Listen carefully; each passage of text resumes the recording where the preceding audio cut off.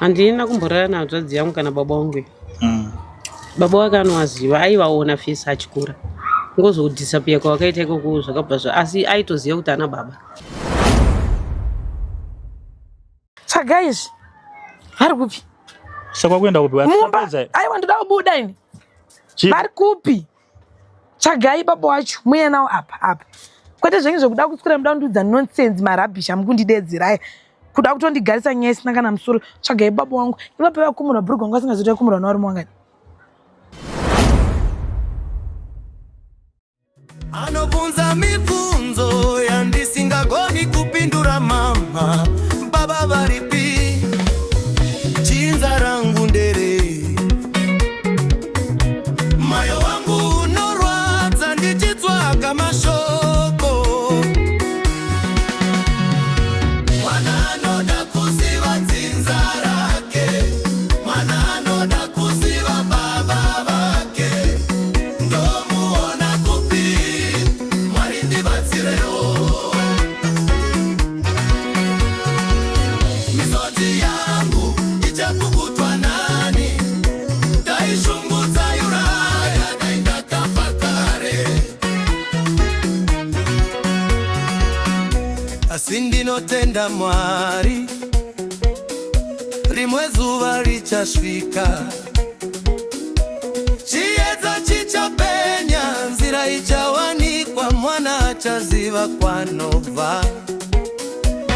Uye maronda emoyo achapora.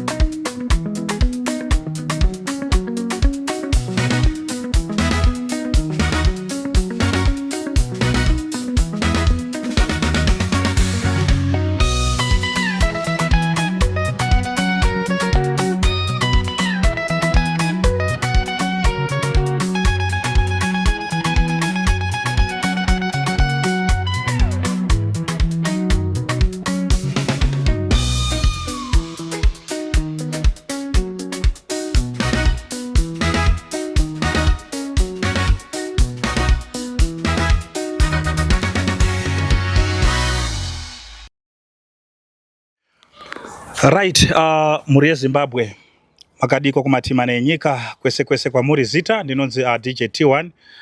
Tiri pano pa Tichkach MTV apo patinobata nyaya dzakasiyana dzinoitika mumatunhu atigere pamwe chete neakatikomberedza. So nhasi tadzoka zvakare panyaya yedu iya yamai Chipo nemwana vavo kuti tinzwe kuti kubva musi watakaita hurukuro nawo wakasara sei uye zvakare pane chakachinja here kubva ipapo. So kana kachinge kari kekutanga kusvika pano, musakangana kusiya masubscriber YouTube channel yenyu, musakangana kufollowa Facebook page yenyu Tichkach MTV.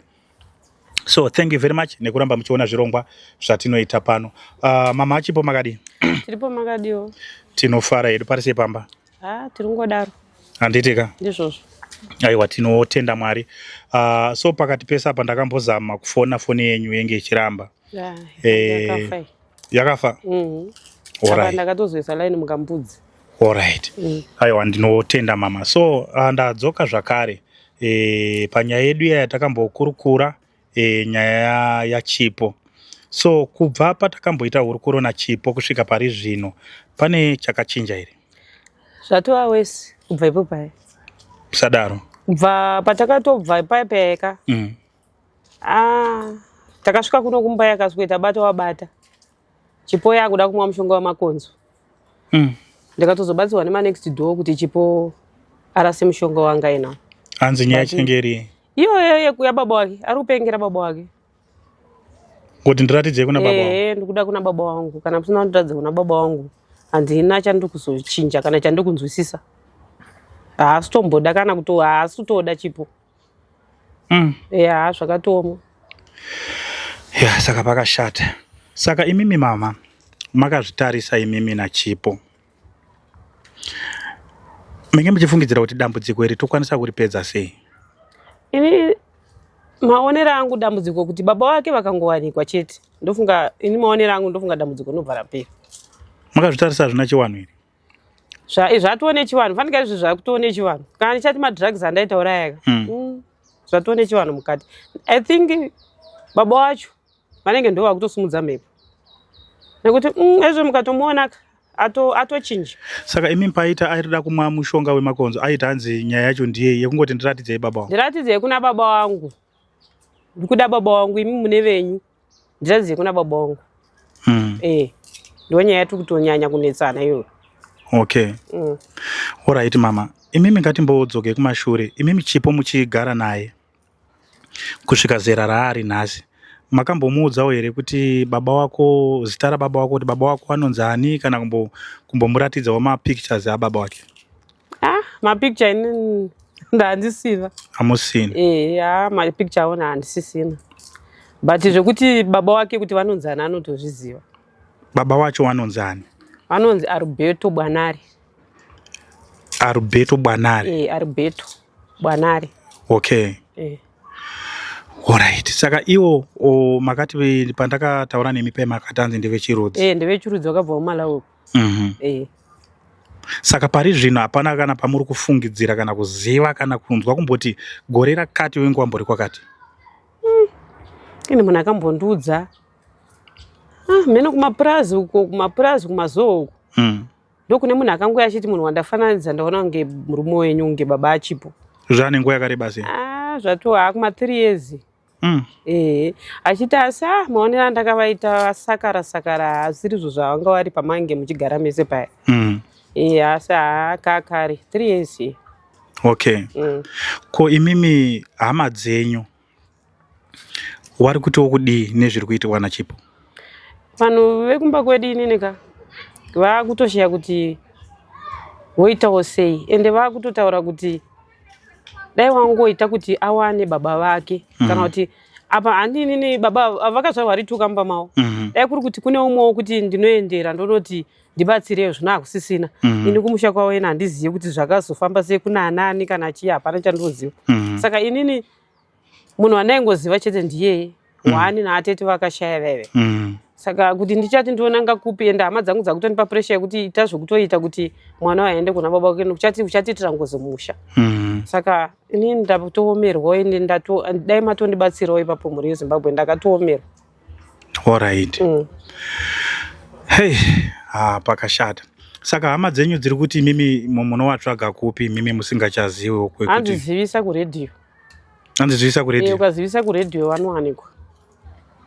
Nekuti pane mukuzivisa muya umwe achanzwa oudzawo umwe zvichitofamba. Dzimwe rababa vaye vanobva vaita sei? Vanogona kutowanikwa ukatobatsirikana. Okay. Saka ipapo ndaitotsvaga kuti ndozvifambisa sei kuti kuredhiyo kwacho ndokuenda sei. Inini ndakatowana imi ndimi redhiyo yangu ichatondibatsira kuti ndiwane baba wachipo. Alright, aiwa ndinotenda mama. Saka ngatichitarise isisu mati kubva musi watakauya paya enga kuti ndokuda kumwa mushonga. Saka chipo akabva atadza kudzoreka zvekutoti wanhu wemuraini wese wakatomubata kuti usadaro. Akabva atobva pano chipo kutodzoka ndizuro. Akabva atobva pano kubva musi waabatwa nevanhu iwayo. Akabva atobva pano asi ndakazomuona aidzoka nezuro atori smart mwekuti kana kuti ndiye mwana wangu uya. Asi hameno zvaari kungoita nezvaari kungoita so zviri kutongotyisa zvokuti unonga kutongobayiwa nebanga. Maitiro acho ari kuita so hanzi kunyatsoanzwisa ndikutocha kusvika padhuze naye. Ari kuita zvinhu zvinotyisa hameno zvaari kungoita so chipo. Zvokuti ukamutarisa kana fesi yake yakachinja. Maitiro ari kungoita so ndikutotya izvozvo ndakangogara hangu asi handa kusununguka. Pakabva pacho makambomutsvaga kuti aenda kupi? Semunhu yanga achida kumwa mushonga hamuna kufungidzira kuti pamwe anogona kuenda akandozviitira samwe? Takatofunga kuti pamwe aenda unozvividza kudhemu huko but Vanhu vaitasatasa kuna vanhu vanouya vanzoita zvekudhemu vakati hapana zvinhu zvakaita saizvozvo. Pane munhu akazviwidza kudhemu? Kune munhu akazviwidzawo kudhemu ikoko. Saka akazoonekwa paakaburitswa akaonekwa asiri mwana wangu. Asi iye manje iye mashamwari ake ndo akazoti aiwa musanyanyostreseka maichipo tiri kumuonaona kumashops kureva kuti anga ari mudhuze. Saka inga achiri kuita zvetouchline zvake zvekupenga? Touchline yake ari kutoratidza kuti ari kutoita zvekupenga because yezvo zvaatosmati akatopfurikidza. Aita touchline akaine tsvina kachipo. Waita touchline netsvina? Vanhu vaingomuda zvakadaro netofunga pamwe inyaya yemadrugs here ameno. But yezvino zvakatoya kutogeza mwana wangu. Saka ipo handisi kunyatsomunzwisa kuti unhu hwake hwaari kundiitira ihwohwo. Kubva pakauya muchiti akadzoka nezuro makambogarawo pasi here naye muchiti naye chipo ngori? Haasi kutaurika naye? Haasi kugarikika naye, haasi kutaurika naye. Anongopinda mba achibuda, achipinda mba achibuda. Kuti anyatsogara chaiko pasi pacho. Kana kuti nezuro racho kuti akarara nguva ino, hazitoboziva kuti akarara nguva ino. Tazongoona makuseni tangopfudzana, tatotanga futi kupfudzana makuseni. Hapana kutaura naye? Hapana kutaura naumwe. Anongodairawo dzevamwe asi dzangu ino hadairi. Ko mukabika chikafu? Haana chaadya. Atobuda akatontenga tunhu twake uko akadya. Haasi kudya chikafu changu. Munongobika chikafu chenyu modya monyarara? Ndotozvidyira chikafu changu ndikatozvibika izvozvi ndatotema tutsunga twangutu. Ndobika ndodya. Kana atiwo ari kuda ndomupa. Asi kana akangoita zvakaita izvo handimutange ndongomutarisa. Asi zvikaramba zvakadaro ka mune Zimbabwe muchanzwa ndazvipudza. Kuzviuraya? Ino makonzo ndo wandichatenga ndikamwa. Tara chokwadi ndiri kushungurudzika nekuda kwemwana. Pandazosvika pakaoma ndaisaziva kuti kurwadza kunofadza vamwe koshungurudza vamwe. Ini kwangu kuri kundiparira kuri kundishungurudza. Hamukazviurayi mama nekuda kwemwana here? Hamusi kuziva zvandiri kusangana nazvo. Zvandikuona pamwana wega. Ini zvandishungurudza kutaura chokwadi muri Zimbabwe. Aiwa, muzviurayi nekuda kwemwana. Zvimwe zvacho inyaya dzekuti dzinogadziriswa dzichipfuura, dzimwe dzacho imhepo dzinenge dzichingofufuta. Idzi dzepamwana wangu dzanyanya. Ndaisombonzwa vanhu vachinzi madrugs kudiko, vamwe mai vachiti hanzi vatakamboona vachibuda paredhi vachinzi akavazvuva kubva kumba kusvika kugedhi akavabata makumbo. Ndiyo senge yangu yandikupika panapa nachipo. Ndiyo ndokwazvichasvika. Chipo akaramba akada izvo zvaamudzanga yake akungombumura pese pese aimboita zvekumbondiwanda. Izvo akungombumura pese pese anenge achingombumura nemupaimo machingobhema mudzanga yake. Saka handichaziva kuti zvachanondisvitsawo kupi.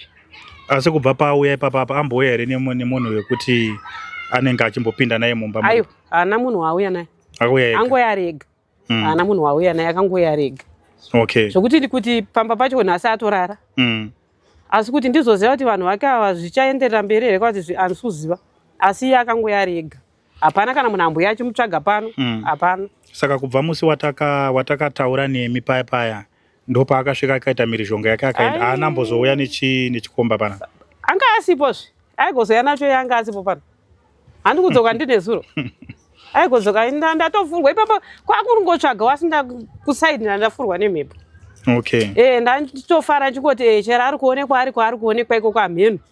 Adzoka futi. Zvatanga. Alright. Aiwa, ndinotenda mama. Aiwa, hapana chakaipa. Sezvo imimi mataura zita rababa wacho tichabatsirana. Kana pane vanhu vanowazivawo kana vanoziva senemu iyoyo tinogona kungobatsirana tonzwa kuti wachiriko here? Arubeto Bwanari. Arubeto Bwanari. Arubeto Bwanari. Alright. Saka tichangorambawo tichingofambisa soko tonzwa kuti vanowanika here kana kuti havawaniki. Asi inini dzimweni dzepfungwa kumbofamba, makambofamba here muchimbobvunza kuti zviri pana chipo zviri zvega here kana kuti vamwe vanombobvunzira wani kana zvinhu zvadai so mama? Inini pai pandakambotaura nchiti inini pandofamba panongonzi tete wake iwo wekufa ndo vanongonzi ndo vari paari. Handichaziva kuti zvaari kuita izvi ndivo tete vacho here kana kuti ndibaba vacho ena handichaziva. Asi mandofamba imomo ndinongonzi tete vake ndo vakamugarawo. Hanzvadzi yababa wake yekushaya. Saka pari kunzi solution yacho kana zvakadaro wari kuti chii kwamuri kufamba? Wari kuti zvinobatsirika sei kuti zvipere? Mazuva ano handi kunyeperai. Pasara mabhidhira pananga zvandombobatsirwa zvinhu zvandomboona. Unotoita wese watoya kumba kwacho uchitoti wapuhwa munamata yacho utotangwa kubhagurwa. Saka hapana zvazviri kumboshanda izvo. Eish. Ndikutoshaya kuti anondiudzawo chaiye chaiye. Anogona wacho chaiye ndamushaya. Ndinotengesa tumudzoto twangu twese ndikaenda hangu iko kune chaiye. Asi ndamushaya. Ina hasa ndamuona izvozvo. Nekuti anongoenda ndakapuwa kana muteuro kana chi. Inobva yatowedzera noise yacho. Yatohondo. Yatohondo.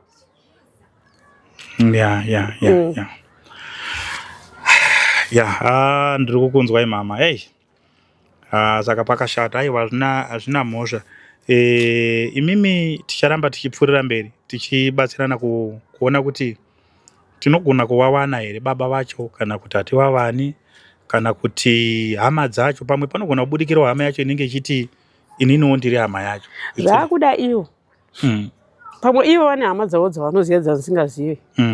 Asi ndomuka vanhu vakatsvaga nesaidhi iyo kunana maini kunana mazowezowe anogona kuwanika. Rikakushwa richienda nekumazowe uko mamwe anogona kuwanikwa nekuti apa 3 years kuti anga abvawo ikoko agona kunge achiriko ikoko. Alright mama, aiwa ndinotenda zvikuru hazvina mhosva. Regai timbonzwa kuti ane mata arimo mumba. Arimo. Alright. So mhuri yeZimbabwe, ndimai Chipo wandiri kutaura nawo pamusoro pemwana vavo Chipo. Dai zvange zvaikwanisika shiwiro yedu yekuti dai tinge takwanisa kuona hama dzacho, pamwe pacho zvaigona kutiitira zvakanaka, zvaigona kutiitira zviri nyore. Saka anyway, regai timbonzwawo Chipo kuti paakabva panapa yenge iri nyaya yei, pamwe aida kumbozorodza pfungwa, aida kumbofurwawo nemhepo kuti wasaramba wachipopotedzana namai vacho. Saka so thank you very much, tinokutendai. Regai timbonzwe kuna Chipo kuti ari kuti kudii mazvita.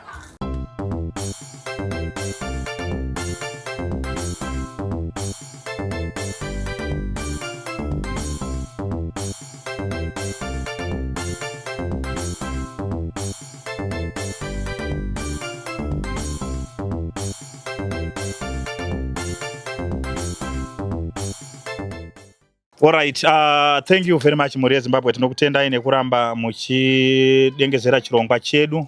So ndofunga tambotaura namama. Chiregai timbonzwe kuna Tete Chipo. Tete Chipo muri sei? Ndiri right, munofara. Ndofara hangu. Pari sei pamba? Pamba pari bo. Handitika? Good. Makasara zvakanaka here kubva pai? Namama? Hatina. Kochi? Hatina, ndikutoti pamwe zvamatouyawo ndakutofara kuti dhedhi wangu mauya nawo ndisi kuvaone ngwani. Makanditi pamuri kudzoka munenge munavo. Ndakadaro here naye Tete Chipo. Ko namama maida kumwa mushonga munenge maita sei? Ndaida kutomwa mushonga nekuti handiti vasida kundiradza kuna baba wangu. Saka maybe pamwe nini ndikanwa mushonga pavanozonovatsvaga vachiuya nawo vongodzoti mwana wenyu ainzi Chipainitsa ndeuyu guva rake. Saka zvozobatsira chii manje? Hapana kazvazviri kubatsira gesi because mimi makanditi pamukaenda mukadzoka mukudzoka nawo ndikukuonei kuti hamuna dhedhi wangu. Aya, ndakati tinobatsirana kutsvaga kana Tete Chipo inge takawirirana wani paya paya. Ndakati pamwe sehanzvadzi yenyu makanditeererawo kakuti muchambosara musinganetse mama. Aiwa, kuteerera hapana. Kuteerera ndinganyepi. Kuteerera handisi kutomboteerera. Kuteerera hapana. Saka imi mukazviuraya manje zvinobuda chii? Vanoitawo benefit just because havasi kuda kundiradza kuna baba wangu. Takutobatsirana ka Tete Chipo. Imimi nesu kutotsvaga kuti baba tinowawana kupi?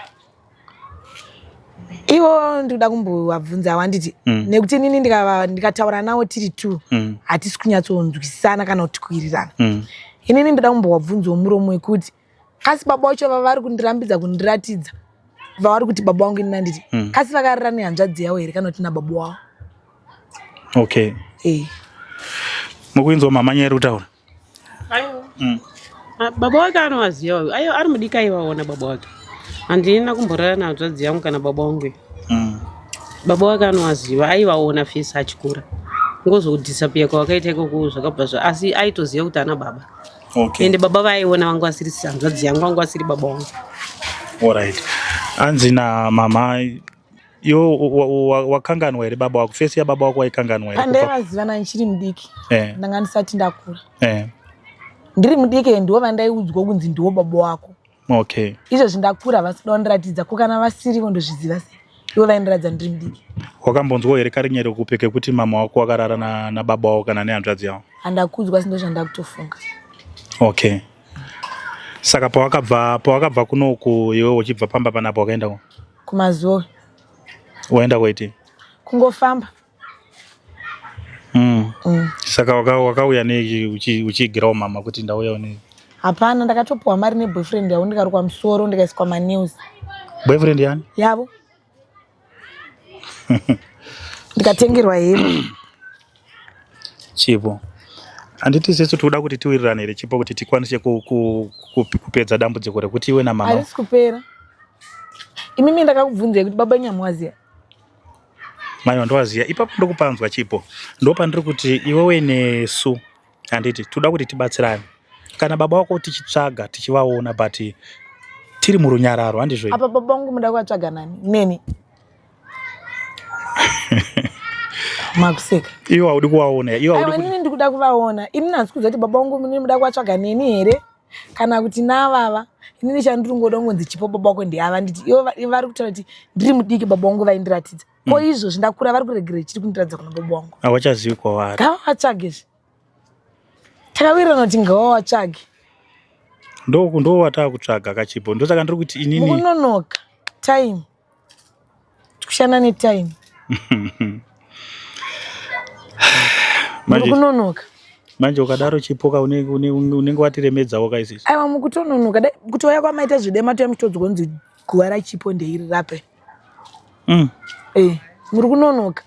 Hatitei time ngenya munoda zvi. Alright, ko zita rababa wakambokuudza here mama zita ravo? Havana kumbobvira wakambondiudza. Nai mama munambomuudza zita rababa? Anoziva zita rababa wako? Handirizive. Arubeta wamuzive? Alright, sorry, chimutaurirai nhasi. Vanonzi Arubeto Bwanare. Inini chandakuvakumbira vandiudza zita vaita basa nditi mangwana da kuti vamuke vaenda kuZBC kuredhiyo. Vonotsvagana nemurume wavo nezita ravo nesinemu zvavandiudza. Ivo ndo vachatsvagana kuti vachasirana nhamba here kana kuti vanoshandawo kuZBC vakaonawo baba wangu vanovaudza chete. Ndoda kutobuda time. Taubuda. Aiwa, isu chatiri kutokumbira tete Chipo ndechekuti wani musafunge mweya wekuzviuraya. Handitika? Onai munenge muchishungurudza mama. Izvozvo handie mai wenyu vakakubereka. Ivo vakutondishungurudza nditoriwo mwana wofuti ndivo vakandibereka ndamai vangu vakandibereka. Ivo vari kutondishungurudza nditoriwo futi mwana wavo. Pamwe dai vanga vane vana 2 kana kuti 7 ndopa vaiti Chipo chimbomira mwanangu. Manje ivo ndichitovabvunza nditondidza kuti baba wako zita ravo ndakavaudza. Ava mai avada kujairira vana. Vanoda urohwa. Aiwa, usadaro Chipo. Isusu toda kusima mhodzi yerunyararo pakati pako iwewe namama. Handiti? Ani mukutoona kuti patori nemavheji aya. Ndoanga akatonzi ndiwo mavheji pamwe ekuti anzi achajikwa panhamo yaChipo. Aya. Ani mukuona kuti vakatorima mavheji maumba. Ndoanga aida kuti tafunction panhamo pangu apa. Iwe chimbozviura ire? Ngavandiradzika kuna baba wangu. Iwo baba wavo havavazivi. Saka iwo kafa Chipo right, baba wako unozowaona kupi iwa? Vanongouya vachingoudzwa kunzi mwana wenyu ainzi Chipo ainetsa aigara panapa pamba pavo handiti. Guva rake ndeiri. Asi Chipo wakazvitarisa. Iwe uri musikana akanaka, uri musikana izvozvi wakagadzirwa musoro zvakanaka naka ndizvo zvandakakuona uri. Handiti? Mai vako vaitotarisirwa kutoti pamwe dai wakatororwa usingapinde mubhawa zvaigona kuwaitirawo zvakanaka iwe. Vada kudya pfuma yangu inini nechikomba chavo. Baba wangu inini vapenyu kai. Handi baba wangu vapenyu. Vada kudya pfuma yangu inini nechikomba chavo chikutoti chinjanisa. Wochanzi chiparurwa voda kugara kuseri kwedhu murume toti mari yangu hapana. Alright mama, imimi mune mashoko here amuri kuda kuudza Chipo kana kuti zvamuri kukumbira zvamuri kushuwira kuna Chipo nasi? Shoko andinawo naChipo. Ndichimuzvara ndaitotarisa kuti change atori ndiye achava munin'ina wangu. Ende kutodzoka fanika kudzoka kwakatoita nezo ndakatoona kunge mwana wangu atochinja. Ndakatofara ndakati pamwe pane zvakaita se zvakaitika. Saka kutori chikumbiro kwaari mwana wangu. Kuti ndakakutadzira ndine zvandakakutadzira, zvimwe ndakakutadzira nekuziva, zvimwe nekuziva, zvimwe nekusaziva. Asi dai wangotsvagawo mwoyo mako ngondiregererawo.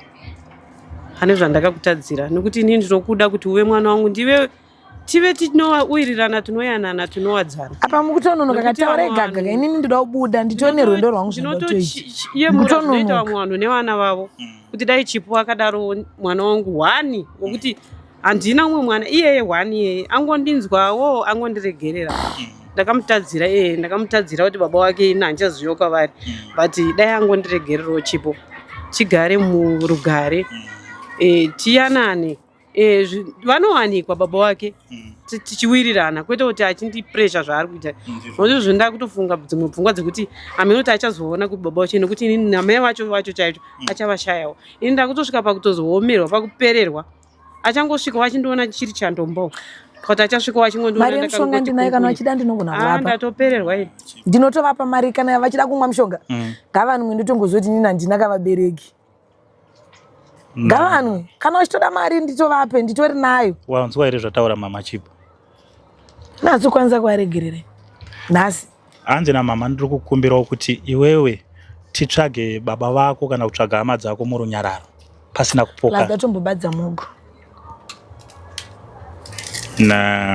ndinimbotora mugo yangu Chipo uyatangita taura zvina mirai makuda tondivhiringidza manje pauya nezvino ndozvaari kungoita zvachipinda mumba achibuda nemidzanga yake yemuhombe iyoyi ikai imwe yacho imwe anda apa atori neuyu wekutenga pane imwe muhombe yaari kusunga sunga kasi mukuida apinda achibuda mararamiro acho ndapererwa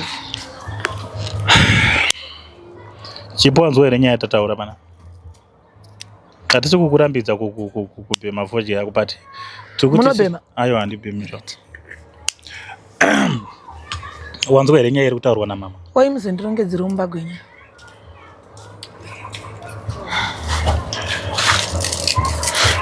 hanzi chiko hanzi namama ndiri kukumbirawo kana ndakakutadzira hanzi ndiri kukumbirawo kuti undiregererewo ugare semwana wangu wanzwa zvawataura here mama hanzi ndivaregerere pakuti chi hanzi kana wachinge wakakutadzira because iwo wakasiyiwawo kana baba naichipo alright vakuti hanzi nini ndivaregerera nditika ko iwo pesa apa vaindudza kuti baba wako ndeava nditi saka vauda dai nini vandisina kuvabata kwiyo kuvati dze kana kuti mimi vasina kukufonderai kuti muye panapa saka vari kundudza kuti zita rababa ngongo wachidongoramba wakangotitsikira kavasingade kundudza maisa mutaurira here Chipo zita rababa ndaimutaurira anambobvira achizvitaura kana kuzvibvunza nezvozvo ndiye chingofunga kuti anoriziva zita rababa wake shamisika nhasi aitoti hanzi haazive zita rababa wake pesa pandongifunga kuti anoriziva alright koma maphotos mafoto hatisisina foni yange ine mafoto avo naiye yakarasika kare kare ndosaka zvainzi vanhu vekudhara munofanira kufunga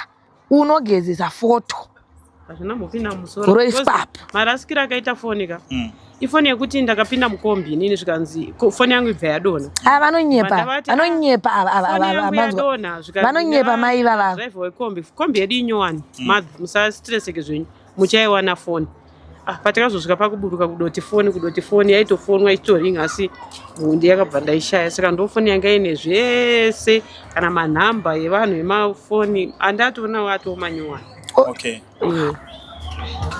oi mogo Chipo munobhema maiwe izvozvo manje zvokuti pakauya vanhu voda kuramba kazvinhu kandiwonya tonezana vanobhema mogo ndoya vanobhema ava ngavasade kuramba pane vanhu oi mogwe unobhema nawo here Chipo Chipo alright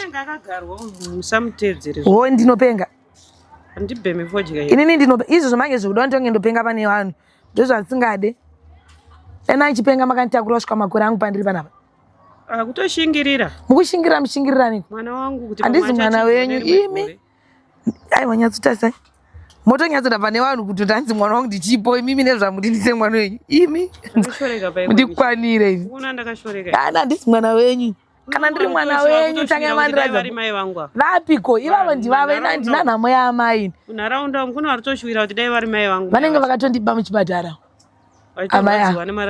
mungaite mwana nenge nini nyatsonditazai ndiwo ndakatozvara ndiwo mwana wangu wati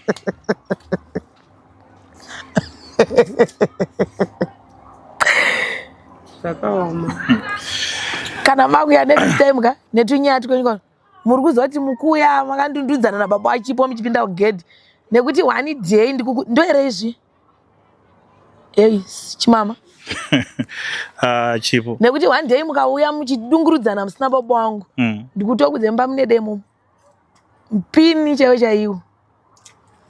Chipo ngati wirirana neni.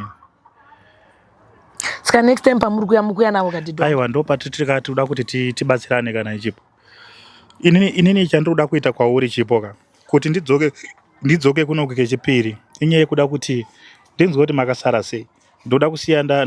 Aiwa imimi kuti mudzoke kechipiri ka amuda kunzwa kuti mudade ivava ndivo vakatokufonerai ava makuwa ndivo vakatokufonerai ende ndikutozviziva kuti ndivo vakatokufonerai vakakudzai kuti uyai Chipo haasi kunzwisisa. Asi uri kunzwisisa ere? Kunzwisisa handisi ndokunzwisisa senchida baba ungasade kuda kunyepera kunzwisisa tsitsi ava vari kuenda. Kuendako? Kupa kwenyuzve. Kasi munoda kugara futi panapa? Ani? Imi. Hava mimene mukute mukapedza mva mene omba kwenyu. Aiwa isi tiri kuenda. Mari nayo nyama nsikwapa akapedza ngoateme tsungu abiki. Dautoja hembe dzangu dzinoda kurongedzwa. Vapeti. Saka mama zvatichaita tichabatsirana kuramba tichitsvaga saizvozvo. Asi ndoda kuti ndibvise mweya wekuzviuraya kwamuri kana kuna Chipo. Ndizvo ka Chipo tikuwirirana. Vada kuzviuraya.